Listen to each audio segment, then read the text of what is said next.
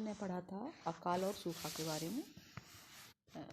आज अपन पढ़े अकाल और सूखा क्या कारण प्रकार, दो चीज़ें पढ़ी थी। और आज अपन पढ़ेंगे सूखा का प्रभाव और सूखा नियंत्रण के उपाय। दो चीज़ों पर चर्चा करेंगे। तो पहले है सूखा का प्रभाव। अगर किसी क्षेत्र में सूखा होता है या जो सूखे से प्रभावित क्षेत्र होते हैं, इस आपदा से उबरने के लिए एक पर्याप्त समय की आवश्यकता होती है। पर्याप्त समय लगता है, तब उससे लोग, और अगर सूखा की जो गंभीरता है अधिक हो, तो ऐसे में लोगों की रोज़मर्रा की जो ज़िंदगी है वो बहुत ज़्यादा प्रभावित हो जाती है और विभिन्न क्षेत्रों पर इसका हमें प्रभाव देखने को मिलता है। तो इसके आधार पर जो सूखा है, प्रभावित क्षेत्र हैं, उन पर जो वहाँ जो लोग निवास करते हैं उनके जीवन पर कौन कौन से प्रभाव पड़ते हैं, अपन उस पर चर्चा करते हैं। तो पहला आता है कृषि पर विपरीत प्रभाव। सबसे ज़्यादा सूखा से कृषि और उससे संबंधित क्षेत्र, उनमें सबसे बड़ा प्रभाव देखने को मिलता है, क्योंकि ये सीधे ज़मीन और सतह के पानी पर निर्भर होती है। फसल की पैदावार में कमी, पशुधन उत्पादन की कम दर, पौधों की बीमारी और हवा के क्षरण में वृद्धि सूखा के कुछ ऐसे प्रभाव हैं जो कि कृषि पर हमें देखने को मिलते हैं। दूसरा आता है किसानों को वित्तीय नुकसान। सबसे ज़्यादा सूखा से जो कृषक वर्ग है हमारा, वो प्रभावित होता है। प्रभावित क्षेत्रों में फसलों का उत्पादन नहीं होता। जिन किसानों की आजीविका का साधन ही कृषि है, तो ऐसी स्थिति में जो कृषक वर्ग है वो ज़्यादा प्रभावित होता है और अपनी जो आवश्यकता है उसको पूरा करने के प्रयास में किसान ऋण ले लेते हैं, जिसे बाद में उनके लिए अदा करना उस ऋण को बहुत मुश्किल का काम है। ऐसी स्थिति के कारण किसानों द्वारा कभी कभी गलत कदम भी उठा लिया जाता है, आत्महत्या जैसा। फिर आता है वन्य जीवों की क्षति। सूखा की वजह से कारण जंगलों में आग के मामलों में वृद्धि होती है और वन्य जीव आबादी भी इससे प्रभावित होती है। वन अग्नि के कारण कई जंगली जानवर अपने जीवन से हाथ धो बैठते हैं, जबकि कई अन्य अपना आश्रय खो देते। फिर आता है कीमतों का बढ़ना। सूखा के कारण क्या होगा? हर चीज़ प्रभावित होगी। कम आपूर्ति और मांग अधिक होने के कारण अनाज, सब्जियां, फल, इनकी कीमतें क्या होंगी? बढ़ जाएंगी। खाद्य पदार्थ, विशेष रूप से फलों और सब्जियों से बने पदार्थों की कीमतें भी बढ़ जाती हैं। कुछ मामलों में लोगों की मांगों को पूरा करने के लिए जो सामान है, माल है, वो अन्य स्थानों से मंगाना पड़ता है, आयात करना पड़ता है। अब जब दूसरी जगह से हम आयात करेंगे तो निश्चित रूप से क्या होगा? उन पर कर भी लगेंगे, जिसके कारण उनका जो मूल्य है वो ज़्यादा हो जाएगा। और जब वो खुदरा विक्रेता या किसान को माल और सेवाएं प्रदान की जाएंगी तो और ज़्यादा उसमें वृद्धि हो जाएगी कीमतों में। फिर आता है मिट्टी का क्षरण, मिट्टी का कटाव। लगातार सूखा होगा, मिट्टी की नमी कम हो जाएगी। मिट्टी की नमी कम होने के कारण उसकी गुणवत्ता भी कम होगी और उसकी उपजाऊपन कम होता जाएगा और उसका कटाव ज़्यादा होगा। फिर आता है पर्यावरण पर विपरीत प्रभाव। हमारा सूखे के कारण पर्यावरण में नुकसान, पौधे, जानवर, इनकी जो प्रजातियां हैं उनका विनाश, जिससे जैव विविधता का विघटन होता है। सूखा के कारण हवा और पानी की गुणवत्ता भी हमारी प्रभावित होती है। सूखा सबसे विनाशकारी प्राकृतिक आपदाओं में से एक माना गया है। अकाल और सूखा का सबसे गंभीर रूप है जो प्रभावित क्षेत्रों को मुख्यतः सामाजिक, आर्थिक और पर्यावरणीय हानि पहुंचाता है। सूखा के एक कठिन स्थिति है, खासकर अगर सूखा की गंभीरता ज़्यादा हो। हर साल सूखे के कारण कई लोग प्रभावित होते हैं, तो हम कह सकते हैं कि जो सूखा है उसके कारण हमारा जो पर्यावरण है उस पर भी हमें विपरीत प्रभाव देखने को मिलता है।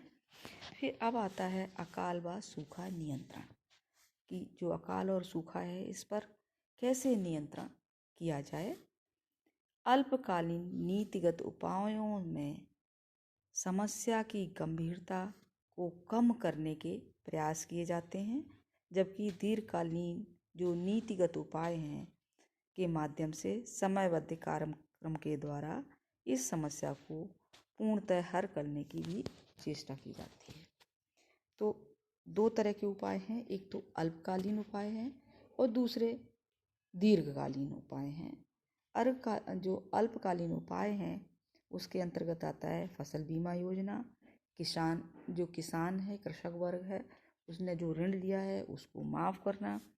अकाल राहत कार्यक्रम चलाना जिसमें वैकल्पिक रोजगार और सामुदायिक परिसंपत्तियों के निर्माण को प्राथमिकता।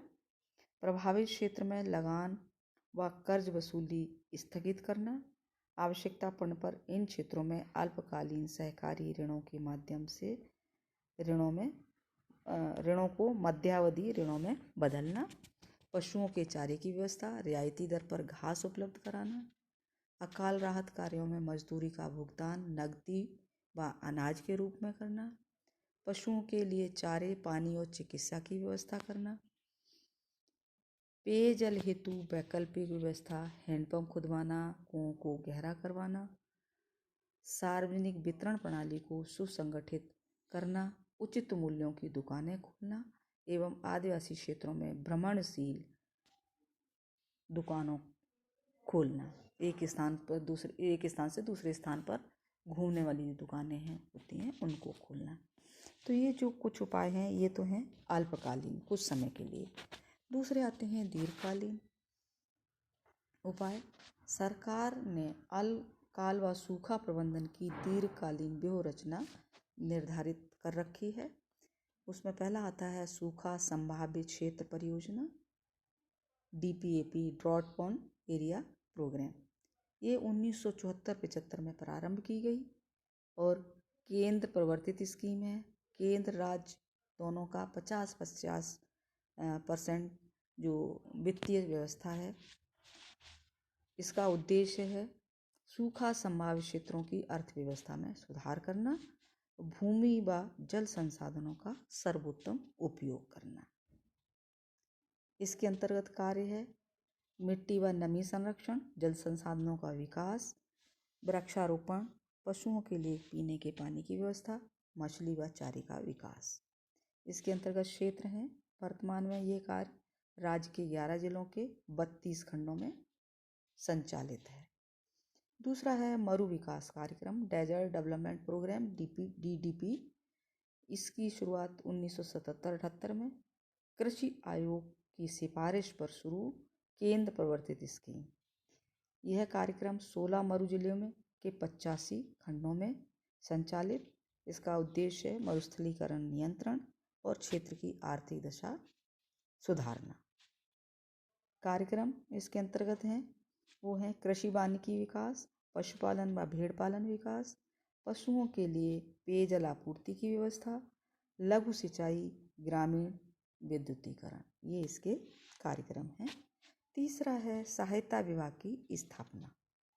एक अल्पकालीन विभाग जो राज्य में अकाल, बाढ़, ओलावृष्टि, भूस्खलन, अग्नि आदि जो प्राकृतिक आपदाएं हैं उनके लिए समय समय पर राहत की तत्कालीन व्यवस्था करने के उद्देश्य से स्थापित की गई है। चौथा है प्राकृतिक आपदा सहायता निधि कोष। वर्ष 1990-91 से प्राकृतिक प्रकोप से राहत प्रदान करने के संबंध में केंद्रीय सहायता उपलब्ध कराने हेतु नवे वित्त आयोग को सिफारिश के अनुसार राज्य में एक प्राकृतिक आपदा सहायता निधि की स्थापना की गई है। अब इसका नाम परिवर्तित कर दिया गया है 2000 में। अब इसका नाम हो गया है राष्ट्रीय आकस्मिक आपदा कोष। पहले थे प्राकृतिक आपदा सहायता निधि जो 91 में शुरू की गई। अब इसका नाम बदलकर 2000 में इसका नाम बदलकर कर दिया गया है राष्ट्रीय आकस्मिक आपदा कोष। नेक्स्ट है जलधारा योजना। जो हमारे सूखा प्रभावित क्षेत्र हैं उनमें कृषकों को सिंचाई के विकास हेतु नाम मात्र के किराए पट्टे पर पंप सेट प्रदान करने की ये केंद्र सरकार की योजना है। कुछ मूल्य ले लेते हैं उनके पट्टे के पर और उनको पंप सेट देते हैं। फिर है पेयजल व्यवस्था। जहाँ पर पेयजल का अभाव है उस स्थिति में पेयजल समस्या से निपटने के लिए समस्त जिलाधीशों को पेयजल परिवहन एवं सिंचाई व्यवस्था हेतु अधिकृत किया गया है।